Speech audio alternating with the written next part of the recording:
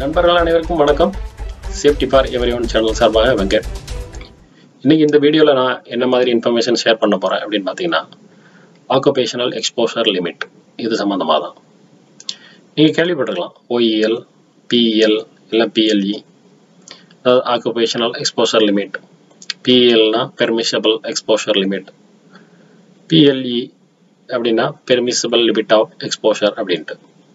So இது different நேமில் different ஸ்டாண்டர்டில் சொன்னாலும், டிஃப்ரெண்ட் கண்ட்ரீஸில் டிஃப்ரெண்ட் நேமில் இதை சொல்லிட்டு இருந்தாலும், இதோட கான்செப்ட் என்னென்னா ஒன்று தான், ஆக்குபேஷனல் எக்ஸ்போசர் லிமிட்டை பற்றினது தான்.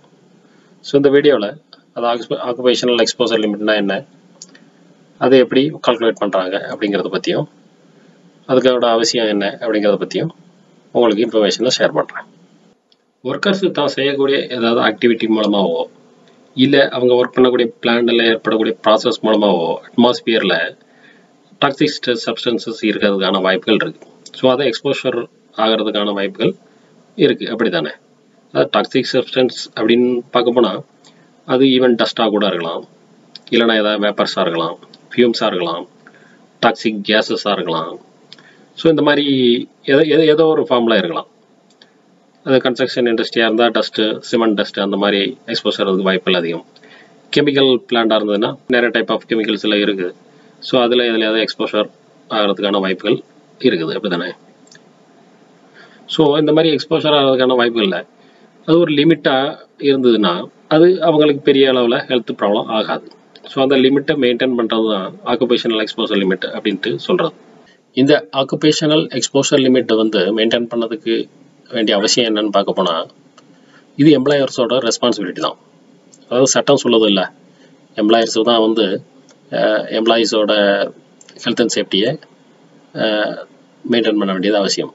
அதாவது அவங்க ஒர்க் பண்ண அட்மாஸ்பியர் டாக்ஸிக் சப்ஸ்டன்சஸ் இருந்தால் அதை லிமிட்டாக மெயின்டைன் பண்ணி அது மூலமாக அவங்களோட ஹெல்த் அண்ட் சேஃப்டியை என்ஷூர் பண்ணுறது ஒவ்வொரு எம்ப்ளாயர்ஸோட ரெஸ்பான்சிபிலிட்டி. ஸோ அதுதான் பேசிக் ரீசன் இதை லிமிட்டை எக்ஸ்போசர் லிமிட்டை மெயின்டைன் பண்ணுறதுக்கு. எக்ஸ்போசர் லிமிட் அப்படின்னு பார்க்க போனால் ஒவ்வொரு நாடுகள்லையும் ஒவ்வொரு மாதிரி அவங்க ஸ்டாண்டர்ட்ஸ் மெயின்டைன் பண்ணிக்கிட்டு இருக்காங்க. ஸோ இப்போ இந்தியாஸே எடுத்துக்கிட்டிங்கன்னா, இந்தியாவோட health and safety regulation act இருக்கு இல்லையா, ஃபேக்டர்ஸ் ஆக்ட், அது மூலமாக சில பெர்மிஷபிள் லிமிட் ஆஃப் எக்ஸ்போசர் செட் பண்ணியிருக்கிறாங்க. கிட்டத்தட்ட 117 கெமிக்கல்ஸ்க்கு அவங்க செட் பண்ணியிருக்கிறாங்க. இது எனக்கு தெரிஞ்ச டேட்டா வச்சு சொல்கிறேன், மேபி அதோட அதிகமாக கூட இருக்கலாம். ஸோ இந்த மாதிரி இந்தியாவில் இந்த மாதிரி பெர்மிஷன் லிமிட் ஆஃப் எக்ஸ்போசர் அப்படிங்கிற மாதிரி, இப்போ அமெரிக்கா எடுத்திங்கன்னா ஓஷா ஸ்டாண்டர்டில் பெர்மிசபிள் எக்ஸ்போசர் லிமிட் அப்படின்றாங்க. ஸோ அவங்க சில நிறைய கெமிக்கல்ஸுக்கு லிமிட் செட் பண்ணி வச்சுருக்காங்க. ஸோ இதுதான் ரெஃபரன்ஸ் பாயிண்ட்டு. இதை பேஸ் பண்ணி தான் ஒவ்வொரு நிறுவனங்களும் அவங்க எம்ப்ளாயிக்கு லிமிட் எக்ஸ்போசரை மெயின்டைன் பண்ண வேண்டிய அவசியம். ஸோ எக்ஸ்போசரை தாண்டி இல்லாமல் இருக்கிறத கண்ட்ரோலாக வச்சுக்கிறது எம்ப்ளாயர்ஸோட ரெஸ்பான்சிபிலிட்டி. எக்ஸ்போசர் லிமிட்டை எப்படி கால்குலேட் பண்ணுறாங்க அப்படின்னு பார்க்க போனால், இது 2 டைப்பில் பண்ணுவாங்க. ஒன்று 8 hours ஒர்க் பீரியட் பேசிஸ் அப்படின்ட்டு, இல்லைனா 15 minutes short term exposure limit பேசிஸில். பட் இதை என்ன சொல்லுவாங்கன்னா டைம் வெயிட்டட் ஆவரேஜ் அப்படின்னு சொல்லுவாங்க, TWA அப்படின்ட்டு. ஸோ இப்போ 8 hours பீரியட் பேசிஸில் எடுத்துக்கிட்டிங்கன்னா, ஒரு பெர்சன் ஒரு கெமிக்கல் எக்ஸ்போசர் ஆகிறாருன்னு வைங்களேன். அந்த கெமிக்கலுக்கு எக்ஸ்போசர் லிமிட் இந்த 8 hours பேசிஸில் உள்ள லிமிட்டை கொடுத்துருக்காங்கன்னு வைங்க. ஸோ அவர் 8 hours டெய்லி ஒர்க் பண்ணுறாரு அப்படின்னா, அப்படி லாங் டைமாக அவர் ஒர்க் பண்ணிட்டு இருந்தால் அவருக்கு எந்த ஹெல்த் ப்ராப்ளமும் வராது. சப்போஸ் அவர் 8 hours தாண்டி டெய்லி 12 hours ஒர்க் பண்ணுறாரு அப்படின்னா, வீக்லி மேக்ஸிமம் 40 hours தான் அவர் ஒர்க் பண்ண அலோவ் பண்ணணும். அதை தாண்டி அவரை ஒர்க் பண்ண அலோவ் பண்ணக்கூடாது. ஏன்னா அதை தாண்டி அவருக்கு ஒர்க் பண்ணுற ஆள்னா அவர் அதிகமான எக்ஸ்போஷர் வாங்குறாரு அப்படின்ட்டு அர்த்தம். ஸோ இதுதான் 8 hours பீரியட் பேஸ் பண்ணது. இன்னொன்று ஷார்ட் டேர்ம் எக்ஸ்போசர் லிமிட் அப்படிம்பாங்க. அந்த லிமிட்டுன்னு இன்னும் சாதாரண 8 hours பேஸ் லிமிட்டோட அது இன்னும் அதிகமாகவே இருக்கும். ஸோ அப்படிங்கும்போது அவர் ஷார்ட் டேர்மாக தான் அந்த எக்ஸ்போசர் எடுத்துக்கணும். அதான் 15 minutes பேசிஸில் எடுத்துக்கிடுவாங்க. 15 minutes பேசிஸில் அவர் 15 minutes ஒர்க் பண்ணுறாருன்னா ஒரு 1 hour கேப் விட்டுட்டு திரும்ப 15 minutes ஒர்க் பண்ணலாம். இப்படி ஒரு நாளைக்கு 8 hours 4 times தான் ஒர்க் பண்ணணும். 4 times தாண்டி ஒர்க் பண்ணக்கூடாது. ஸோ இதான் ஷார்ட் டேர்ம் எக்ஸ்போசர் லிமிட் அப்படின்றது. இதை ஒரு எக்ஸாம்பிளோட சொன்னேன்னு வைங்களேன், உங்களுக்கு இன்னும் கொஞ்சம் புரியும். அந்த வகையில் பார்க்க போனால் இப்போ ஒரு ஒர்க்கர் வந்து ஹைட்ரஜன் சல்ஃபைடு அட்மாஸ்பியரில் ஒர்க் பண்ணுறான்னு வைங்க, ஹெச்டிஎஸ். ஸோ ப்ராசஸ் பிளான்ட்டில் வந்து ஹெச்டிஎஸ்ன்றது கண்ட்ரோல்டாக தான் இருக்கும், எல்லா வகையிலையும் வெளியே எக்ஸ்போசர் ஆகாத அளவுக்கு இருக்கும். பட் அதை மீறி அவர் பண்ணக்கூடிய ஏதாவது மெயின்டெனன்ஸ் ஒர்க்கு, ஒரு எக்யூப்மெண்ட் தான் எடுத்து மெயின்டெனன்ஸ் பண்ணாருன்னா அதில் ஹைட்ரஜன் சல்ஃபைடு லீக் ஆகிறதுக்கான சான்சஸ் இருக்குது. ஸோ அப்படிங்கும்போது அவர் எந்த லிமிட்டில் ஒர்க் பண்ணலாம் அப்படின்னா, அது இந்த இது 8 hour பேசிஸில் எப்படி சொல்கிறாங்கன்னா 10 ppm அப்படி சொல்கிறாங்க.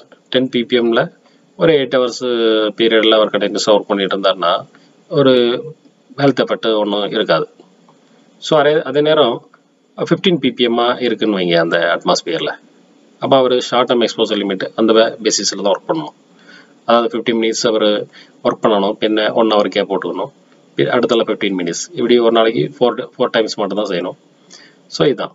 அதேமாதிரி வீக்லி 40 hours அப்படிங்கிறதையும் மெயின்டைன் பண்ணிக்கணும். ஸோ இப்படி பண்ணிவிட்டு அவர் ஒர்க் பண்ணிகிட்டு இருக்காருங்கன்னா அப்போ அவருக்கு எந்த ஒரு ஹெல்த் ப்ராப்ளமும் இருக்காது. ஸோ இந்த இதில் எதுவும் அதிகப்படியான எக்ஸ்போஷர் வாங்குறாரு அப்படின்னா கண்டிப்பாக அவருக்கு ஹெல்த் ப்ராப்ளமும் மேற்கொண்டு சீரியஸான ஹெல்த் இஷ்யூஸ் வர்றதுக்கு வாய்ப்புகள் இருக்குது. ஸோ அது வராமல் மெயின்டைன் பண்ண வேண்டியது ரொம்ப ரொம்ப அவசியம். அதுக்கு தான் இந்த எக்ஸ்போசர் லிமிட்ன்றதை செட் பண்ணுறாங்க. சரி, இந்த எக்ஸ்போசர் லிமிட்டை என்ன மாதிரி மெஷர் பண்ணுறாங்க அப்படின்னு பார்க்க போனீங்கன்னா, இப்போ ஒன்று வந்து பார்ட்ஸ் பெர் மில்லியன் அப்படிம்பாங்க, ppm அப்படிம்பாங்க, இல்லைனா மில்லிகிராம் பெர் மீட்டர் கியூப் அப்படிம்பாங்க. பட் டஸ்ட் அந்த மாதிரியான விஷயங்களெல்லாம் மில்லிகிராம் பெர் மீட்டர் கியூப் அதை மாதிரி மெஷர் பண்ணுவாங்க.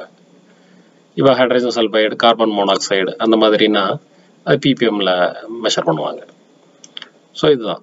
ஸோ இது மெஷர் பண்ணுறதுக்கு என்னென்னா அதுக்குன்னு கேஸ் மானிட்டர்ஸ் இருக்குது, பின்ன அதுக்குன்னு சாம்பிளிங் பம்ப்ஸ் இருக்குது. ஸோ அது மூலமாக தான் இதை மெஷர் பண்ணி அதை அவர் அந்த எவ்வளோ எக்ஸ்போஷர் வாங்கிட்டு இருக்காரு அப்படிங்கிறத மானிட்டர் பண்ணுவாங்க. ஸோ மானிட்டர் பண்ணுறது அவசியம் தானே, அப்போ தானே அவர் அந்த எவ்வளோ எக்ஸ்போஷர் எடுத்துக்கிட்டு இருக்காருங்கிறத நம்ம என்ஷூர் பண்ண முடியும். ஸோ அதுக்காண்டி தான் இதை மானிட்டர் பண்ணிகிட்டு இருப்பாங்க. ஸோ இதுதான் ஆக்குபேஷனல் எக்ஸ்போசர் லிமிட்ன்றது. அது அதுக்கான உபயோகப்படுத்துறதுக்கான காரணங்கள் என்ன, அதை எப்படி கால்குலேட் பண்ணுறாங்க, அது பண்ணாமல் விட்டால் என்ன மாதிரியான ஹெல்த் இஷ்யூ வரும் அப்படிங்கிறதும் அதை நான் ஒரு ஆக்குபேஷனல் இல்னஸ் அப்படின்ட்டு சொல்லிட்டு ஒரு வீடியோ போட்டிருக்கிறேன். அந்த வீடியோ போய் பார்த்தீங்கன்னா உங்களுக்கு புரியும் இந்த மாதிரி ஆக்குபேஷனல் இல்னஸ் வர்றதுக்கு காரணம் என்ன அப்படின்ட்டு. ஸோ இப்போ வீடியோ பார்த்துருப்பீங்க, பிடிச்சிருக்குன்னு நினைக்கிறேன், புரிஞ்சிருக்கும்னு நினைக்கிறேன். புரிஞ்சிருந்தால் லைக் பண்ணுங்கள், டவுட் எதாவது இருந்தால் கமெண்ட் பண்ணுங்கள், சப்ஸ்கிரைப் பண்ணிக்கோங்க, ஷேர் பண்ணிக்கோங்க. நன்றி.